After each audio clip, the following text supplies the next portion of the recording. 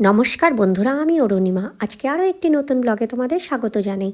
আগের দিনের ব্লগেই already share করেছি প্রয়াগরাজে আসা ও সঙ্গমে স্নান করার সব কিছু। যদি ওই ব্লগটা কেউ না দেখে থাকো তাহলে দেখে নিও। আর হ্যাঁ, আমরা কিন্তু সেদিন প্রয়াগরাজে না থেকে সরাসরি চলে এসেছিলাম বারাণসীতে। আর এটা হচ্ছে বারাণসীর अस्सी ঘাট।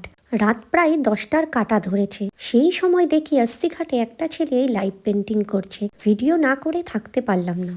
আর এই হচ্ছে अस्सी ঘাটের বিখ্যাত হোটেল, যেখান থেকে আমরা রাতের খাবার খেয়েছিলাম। খাওয়াটা যতটা জঘন্য ছিল, দামটাও ঠিক ততটাই বেশি ছিল। তাই আগামীতে যারাই যাবে প্লিজ এখানে খেও না।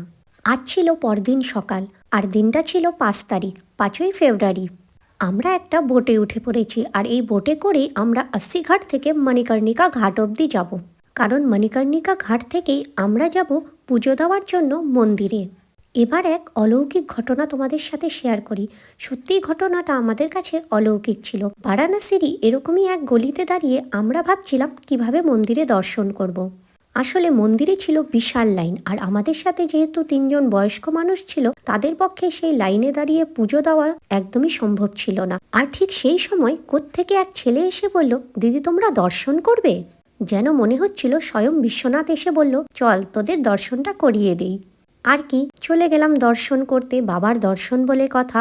মনে খুব দুঃখ হচ্ছিল যে এত দূর এলাম, বাবার দর্শন করতে পারবো না। কিন্তু ওই যে বাবা চেয়েছিল হয়তো, তাই দর্শনটা হয়েই গেল এইবারের মতো। খুব ভালোভাবে দর্শন করে প্রসাদ খেয়ে আর বারাণসীর বিখ্যাত লস্যি খেয়ে আমরা রওনা দিলাম বাড়ির উদ্দেশ্যে। তবে এখনো কিন্তু পেটে কিছু পড়েনি।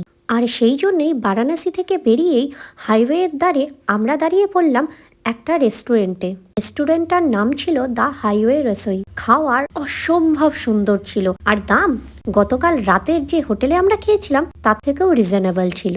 তাই কেউ যদি দর্শনের পর দুপুরবেলা বারাণসী থেকে বেরোনোর প্ল্যান করে থাকো, তাহলে অবশ্যই বলবো এই হাইওয়ে রসোয়ে খেতে।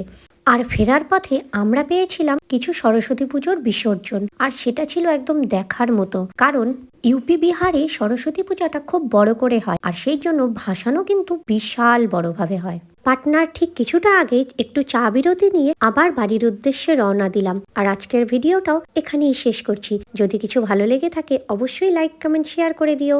সবাই ভালো থেকো, সুস্থ থেকো, টাটা।